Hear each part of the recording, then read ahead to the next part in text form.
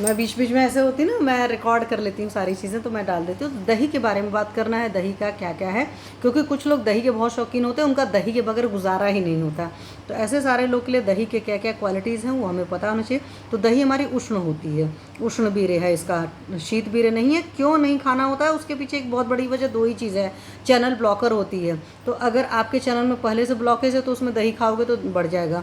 शोथ जो होता है, जहाँ पर भी जिस भी पेशेंट को स्वेलिंग होती है उनको नहीं खाना होता है, और कुछ कुछ बीमारियां कॉज करता है। तो इसीलिए मैं अपने पेशेंट्स को जनरली शुरुआत में दही मना करती हूँ, फिर बाद में मैं बताती हूँ कब खा सकते हो कब नहीं। तो दही उष्ण बीरे होती है, अग्नि दीपक होती है।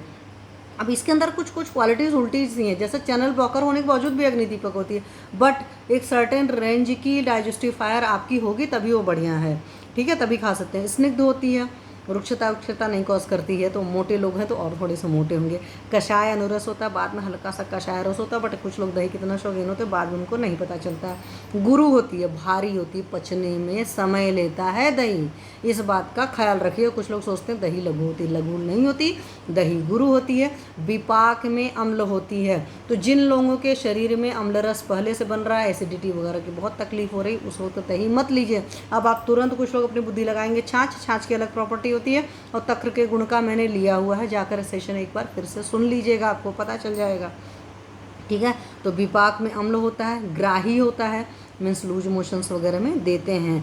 बट आप लोग को मैंने हमेशा बताया है, कभी भी कोई भी लूज मोशन होता है, शुरुआत में लूज मोशन में देख लीजिए बहुत आँव जा रहा है, बहुत स्मेल जा रहा है, हो रहा है, तो उस वक्त नहीं रोका जाता है। इसीलिए हमारे चिकित्सक गण हैं वो सभी जानते हैं कि अतिसार दो होता है, एक आमातिसार होता है, एक पक्वातिसार होता है। तो जब तक आम मल जा रहा होता है, ठीक है, बैठता है, सिंपल लैंग्वेज में समझेंगे, स्टिकी है सब सारी चीज़ें, तो उस तरह के अतिसार को नहीं रोकते हैं। और अधिकतर लोग क्या करते हैं, एक मोशन से ज़्यादा दूसरा गया तो उनको तुरंत लगता है अतिसार हो रहा है तो रोक देंगे।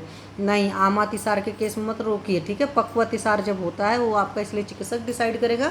इसलिए लूज मोशन के केस में अगर दही खाना है तो अपने डॉक्टर को फ़ोन करिए, अपने चिकित्सक को फ़ोन करिए, आयुर्वेद फिजिशियन को, आपको बताएंगे। जैसे बहुत सारे मेरे पेशेंट्स रहते हैं, मैं पूछती हूँ आपको कोई तकलीफ हुई, 3-4 बार भले मोशन के लिए गए, क्या पानी जैसा जा रहा है या कोई और तकलीफ हुई, वीकनेस लगा, बीपी लो हो रहा है या कोई और, वो बोलते हैं कोई तकलीफ नहीं।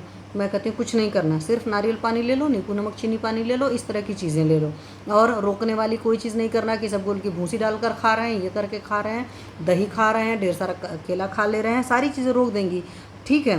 पंगा क्या है, तकलीफ क्या है, आम अतिसार है, अंदर कचरा रुक जाएगा, वो और तकलीफ करेगा, कुछ टाइम बाद फिर से लूज मोशंस होंगे, ठीक है। तो मैं इसी वजह से बता रही हूँ।